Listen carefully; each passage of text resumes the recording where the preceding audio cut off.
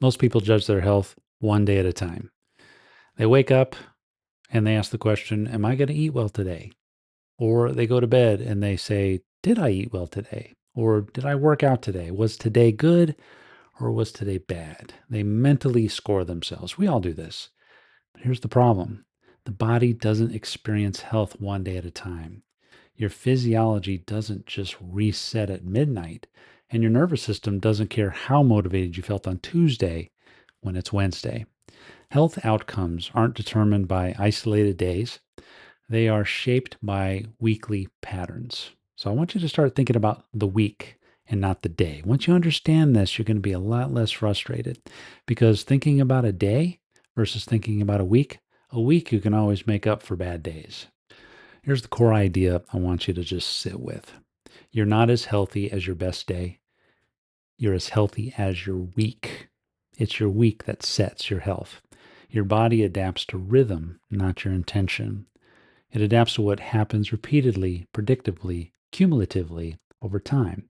Sleep, stress, nutrition, movement, cognitive load, they all stack up. They all accumulate. They compound. Especially true when you're an adult. Your work schedules, your family responsibilities, deadlines, unexpected stress. Your physiology is constantly averaging out all the signals, all the events that you've been through in the week. Not the highlight reel, not the recovery day, it's the pattern. Most people try to compensate. They grind through a stressful, disorganized week, then they try to fix it with one really good day. A hard workout on Saturday, maybe a clean eating day on Sunday. They aggressively reset after 5 days of garbage. Biology doesn't work like that. Sleep debt doesn't disappear because you slept once. Stress hormones don't normalize because you took a yoga class. Inflammation doesn't reset because you ate a salad. The nervous system essentially tallies up your week, and that's how healthy you are. It looks at the predictability of your days, how much recovery you got in your days, how much stress versus recuperation time did you have in that week.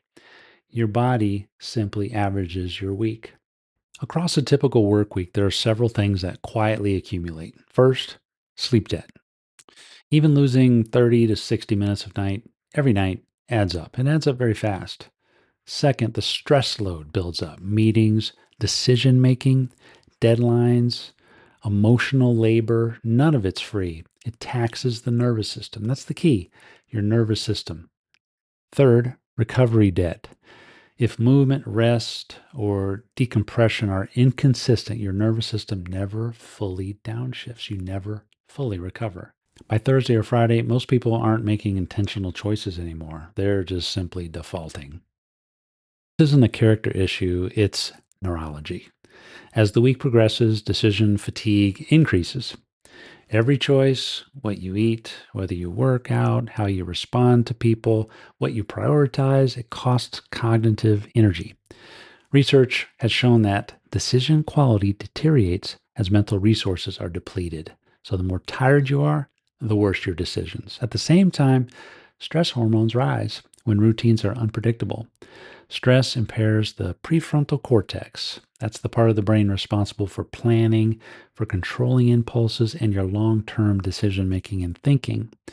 Studies have shown that under stress, the brain shifts away from executive function and more towards that survival based function. So by the end of the week, behavior defaults are at the lowest effort. This is where most health advice gets it wrong. It assumes that motivation is stable. Motivation is not stable, it is state dependent.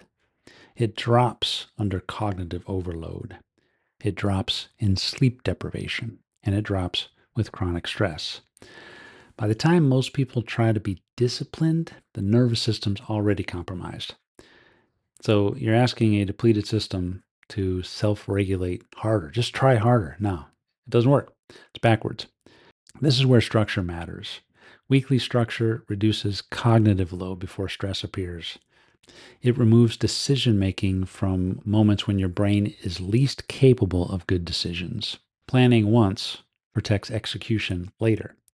When certain things are already decided, when you're going to move, what are you going to eat, When you recover, you don't have to negotiate that with yourself anymore. There's no more internal dialogue and decisions. It's done, it's decided. Structure does the thinking for you, especially when you're tired. It isn't about becoming rigid or obsessive, it's about reducing the friction and making life easier. Most people think discipline is about pushing harder. In reality, though, discipline means designing your week so fewer decisions are required under fatigue. That's worth repeating. Design your week so there's fewer decisions required when you're under fatigue.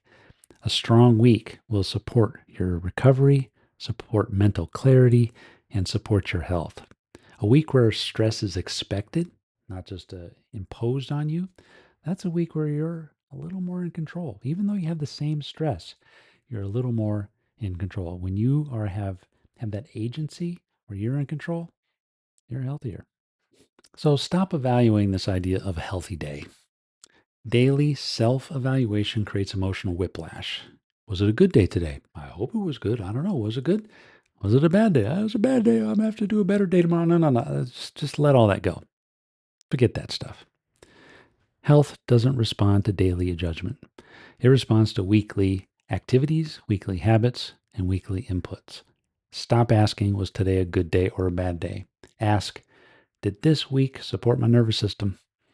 Did this week make me healthier? Did this week help my nervous system to be more calm, to be more focused, to be more restored?